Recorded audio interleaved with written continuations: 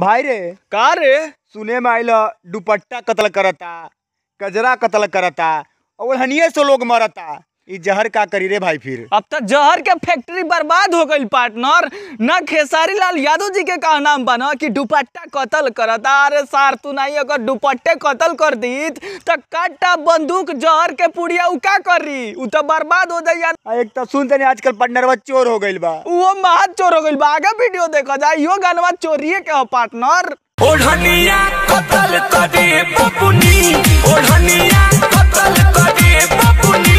ए partner बोल, दुपट्टा ओढ़नी में फर्क बा का? माने तोरा कोनो शक बा का? शक नहीं के, लेकिन आई खेसारी भैया एगो कौन लड़बेला आइल बा, एके गाना गाओ अरे सो कल बेला बोल रे, लड़बेला ना। अच्छा हम ना जानते रहनी पार्टनर। हाँ अब पार्टनर के ही बताओ, खेसारी लाल यादव छोट छोट सिंगर के गाना चोरा के गयन तो छोटका सिंगर कहाँ जाइयसो, का करियसो, का खइयसो?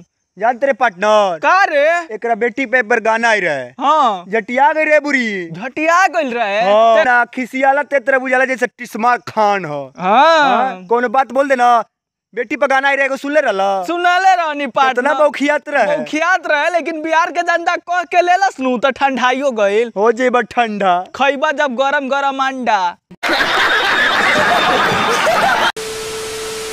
पूरा इनके पता जस पर सर जाइती, तनी ताक दे तो छोटी मर जाइती। हाई छोटी के नंबर देबे हमरा के?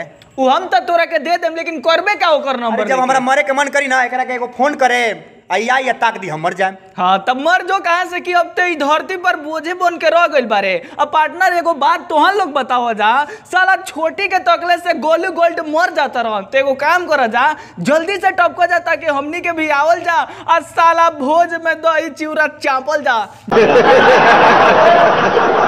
प्यारे नहीं हमारा से घात करता, आ रात में लेवे के बात करता। एकनी के बता दे रात में लेहे वाला बात छोड़ दसो, ना तो मधुआ के जैसन इहो फेमस हो जाइए रे भाई। साच कहता रे, भोजपुरी में कब कौन फेमस हो जाई ई तो हमार जगदेव चाचा के भी मालूम नहीं खे। एगो चीज तो के बता दी, रात में लेवे के बात करता, माने तू खाली दिनवा में देलू, रात में ना देलू?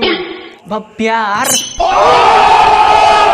हिला सिवान तोहरा दीदी के भातार हो। अरे साला ई सस्ता नशेड़ी कौन सा गाना गाओ रे भाई? जिला सिवान तोरा दीदी के भतार भोसड़ी वाला गानवा गाने में गलती किया पार्टनर। हाँ यार, इसको पता कैसा जाना चाहिए? कैसा? जिला सिवान एकरा दीदी के भातार। हाँ पार्टनर एकदम सांझ कॉलेज। साला दूसर कौनो के बहन बेटी के ऊपर तो साला खुल के गाना गावता कि जिला सिवान तोरा दीदी के भतार। अरे भोसड़ी वाला कौन सा सस्ता नशा करके गाना गाया है रे? और सबसे पहले वो राइटर से हमको मिला, दोनों भाई से मिला। सबसे पहले उसका कह के गाड़ मारेंगे और फिर एक के बाद पूछेंगे। भोसड़ी वाले बिहार को प्लस भोजपुरी इंडस्ट्री को ऊपर तक नहीं लेके जा सकता है, तो ऐसा गाना गवा के कम से कम भोजपुरी का माई बहने के मत कर, ना तो साइकिले से आएंगे। पार्टनर पेट्रोल महंगा है ना, तो साइकिल से ही चला जाएगा। साइकिले से चलला याद जाओ, अबे चलला इसा लगे छोड़ल ना जाई, कह के लहल जाई। आवत तनी जा सार तू नहीं।